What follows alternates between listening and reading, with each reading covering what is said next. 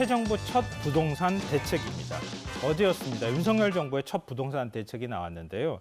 일단 임대차 시장의 불안 요인을 선제적으로 대응하고 취득세나 분양가 상한제 등 그러니까 부동산 세제를 조정하는 이런 내용이 담겼다고 생각하시면 될 것 같습니다. 네, 다다음 달이면 임대차 3법이 시행된 지 2년이 지납니다.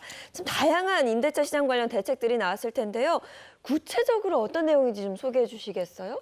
임대차 3법의 핵심적인 내용은 계약갱신 청구권이잖아요. 네. 2+2잖아요. 기존에는 2년 동안 세입자가 안정적으로 살 수 있었는데 거기에 2년을 더 더하는 겁니다. 네.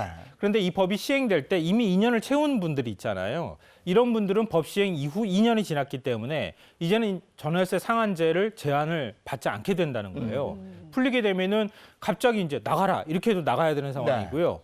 그러면 그동안에는 이제 전월세 상한으로 5%만 임대료를 올릴 수 있게 됐는데 이제는 한 40% 올려줘. 이렇게 돼버리면 꼼짝없이 돈을 내야 되는 이런 상황이 됐다는 거예요. 네. 그러니까 임대 시장이 굉장히 불안해질 수 있다는 거예요.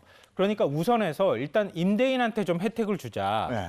그러니까 좀 5%, 그러니까 20%, 30% 집값이 많이 올랐기 때문에 받을 분들이 만약에 5%만 받게 되면 착한 임대인, 상생 임대인으로 간주해서 예. 그런 임대인한테 혜택을 주겠다 이런 얘기입니다. 네. 그러니까 기존에 이제 임대인한테 상생 임대인으로 인정되는 기준이 상당히 까다로웠어요. 1주택자이면서 기준 시가 9억 원 이하를 소유한 경우에만 이제 세제 혜택을 줬는데요.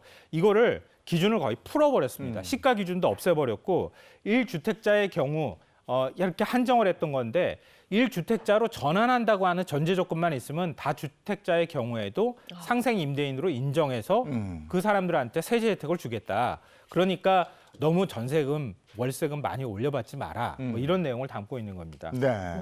세입자를 위한 대책도 나왔다면서요? 네, 그렇죠. 세입자 대책을 빼놓을 수가 네, 없겠죠. 세입자의 경우에도 이 전월세 그 비용을 내게 되잖아요. 그러면 소득공제를 그동안에 해줬어요. 네. 근데 이것도 또한 기존에는 좀 까다로웠어요. 예를 들면은 총 급여액의 5,500만 원 이하인 무주택 세대주가 월세로 거주할 경우에 월세액의 최대 12%까지 소득공제를 해줬거든요. 네. 이 소득공제 금액을 15%까지 올려주겠다. 이런 내용이 포함되어 있고요.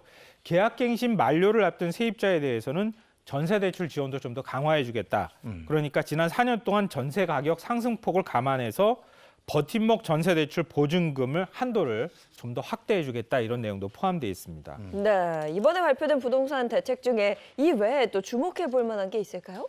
그러니까 현재는 주택 취득세를 감면받기 위해서는 생애 최초 주택 구입이라고 하는 전제 조건이 있어야 하고요. 이것도 또한 부부 합산 소득 7천만 원 이하, 수도권의 경우에는 주택 가격이 4억 원 이하, 그리고 비수도권은 3억 원 이하 이런 조건에서만 취득세 감면 혜택을 네. 줬거든요. 근데 이거를 조건을 대폭 완화하게 됩니다. 그러니까 생애 최초 주택 구입의 경우에는 2천만 원 한도 내까지 취득세를 감면해 주겠다. 이런 내용이 포함되어 있습니다. 예. 네. 요 몇 년 부동산 때문에 우리가 전 국민이 얼마나 힘들었습니까? 좀 부동산이 좀 안정돼서 다 같이 좀 그런 집 걱정 없이 살 그날을 기대해 봅니다.